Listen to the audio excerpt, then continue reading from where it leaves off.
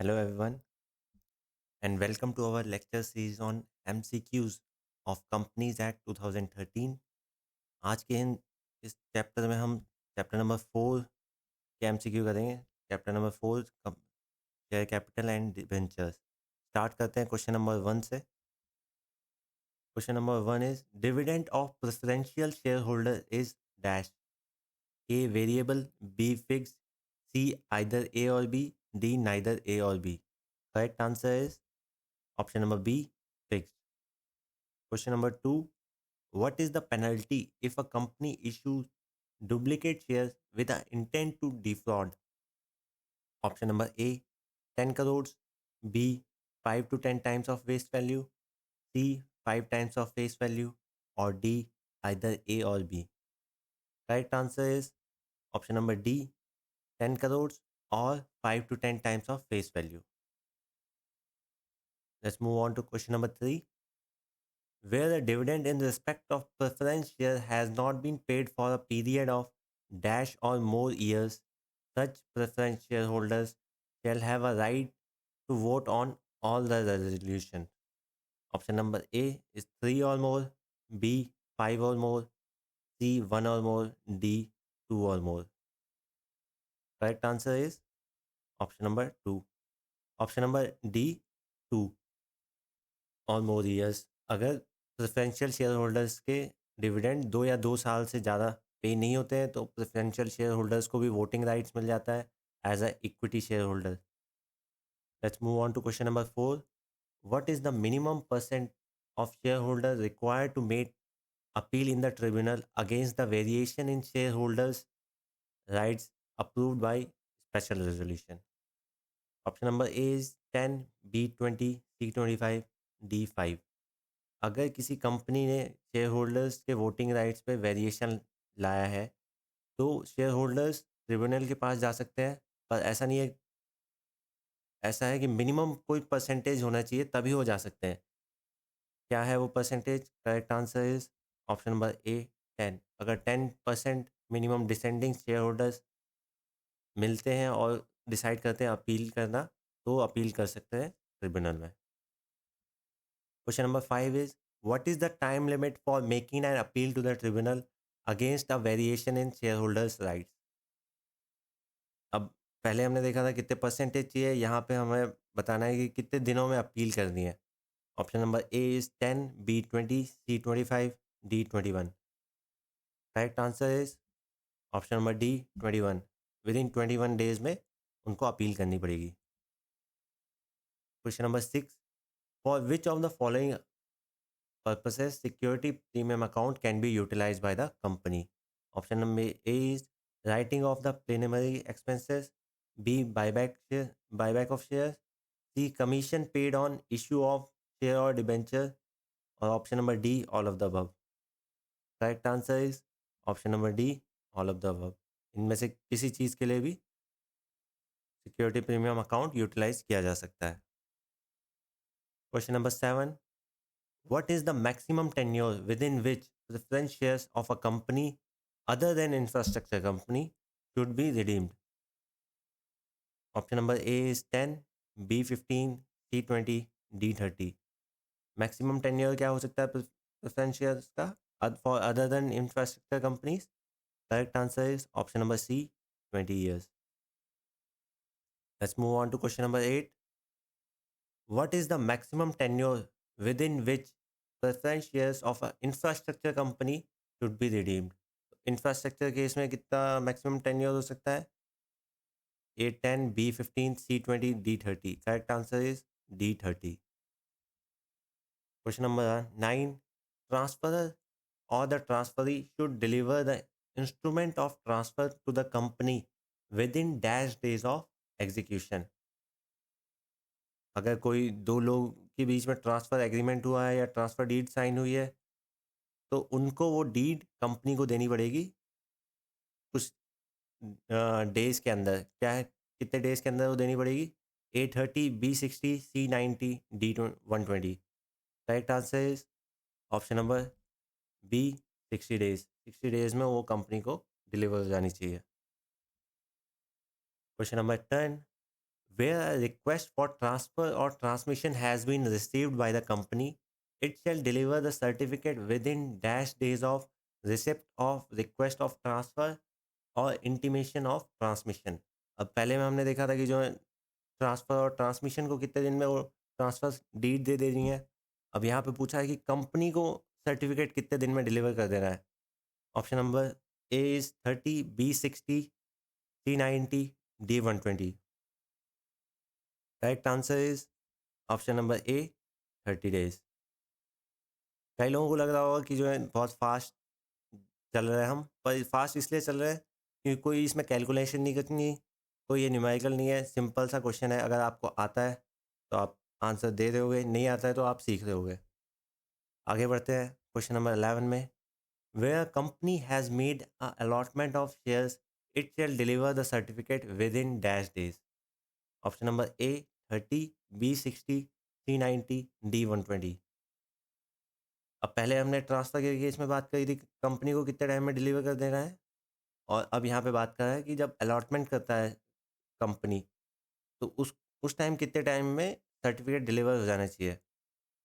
Correct answer is option number B 60 days में. Question number 12. Where company has made an allotment of debenture it shall deliver the certificate within dash days. और debenture के case, debenture का जब allotment करता है तो वो certificate कितने टाइम में डिलीवर हो जाना चाहिए. Correct answer is option number C 6 month. Let's move on to question number 13. Where a private company refuses to register the transfer, it shall send notice of refusal to the transferor and transferee within dash days from the day on which instrument was delivered to the company. अगर कोई private company refuse करती है transfer करने से, तो उसको क्या है, ट्रांसफ़र और ट्रांसफ़री को रिफ्यूज़ल का नोटिस देना पड़ता है, रीज़न बताते हुए कि आपका ट्रांसफ़र रिजेक्ट क्यों हुआ है. और ये नोटिस देने का उसके पास सर्टेन टाइम दिया हुआ है कंपनीज एक्ट में कि जो इतने टाइम में डिलीवर हो जाना चाहिए और नोटिस इतने टाइम में आपको देना है. तो वो टाइम पीरियड क्या है. A 1 month, B 30 days, C 2 month, D 60 days. Correct answer is B 30 days. और कई लोगों को कन्फ्यूज़न हो रहा होगा कि 1 month और 30 days ऑलमोस्ट सिमिलर है, पर हमारे एक्ट में 30 days बताया गया है और 1 month में क्या है, कभी 31 भी होते हैं, कभी 29 भी होते हैं. तो 30 days करेक्ट आंसर है, इसमें कंफ्यूज मत होइएगा. Question number 14. Where a private company refuses the transfer of security and send the notice of refusal, transferee can appeal to the tribunal within a period of dash days from the day of receipt of notice. अगर जब transferee को notice मिल गया, उसके बाद tribunal में appeal करने का भी एक टाइम है.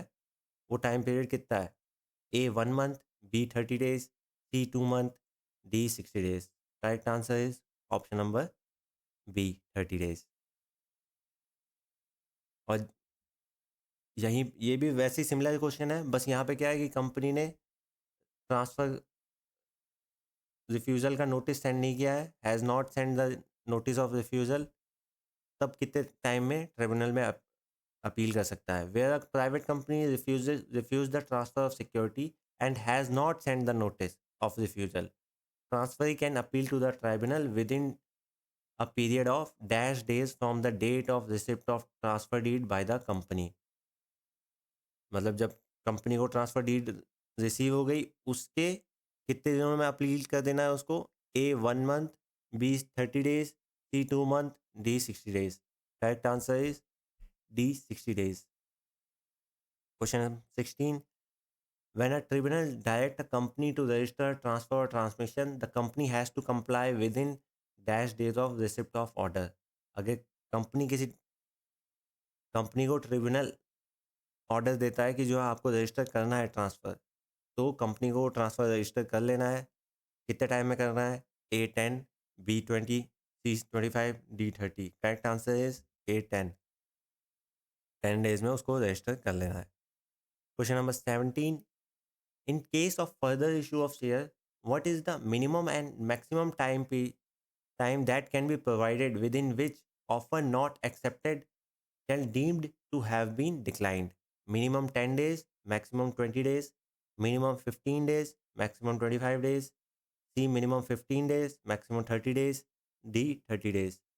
कोई भी अगर कंपनी फर्दर इशू करती है शेयर्स का, तो उसको एक टाइम पीरियड देना पड़ेगा शेयर होल्डर्स को, ताकि वो डिसाइड कर पाए कि वो ले सकते हैं, लेंगे या नहीं करेंगे वो, राइट।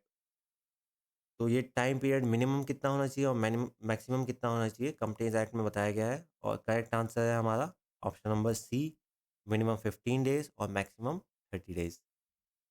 आगे बढ़ते हैं, क्वेश्चन नंबर 18।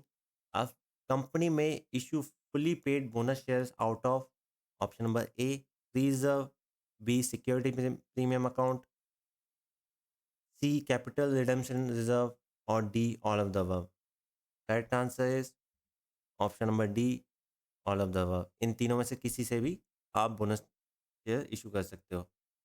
बस एक रीवैल्यूएशन रिजर्व है, उसका कंपनी इस्तेमाल नहीं कर सकती, ये भी आप याद रख लीजिए, काफ़ी ये भी इम्पोर्टेंट है। रीवैल्यूएशन रिजर्व का यूज़ नहीं कर सकती कंपनी। Question number 19।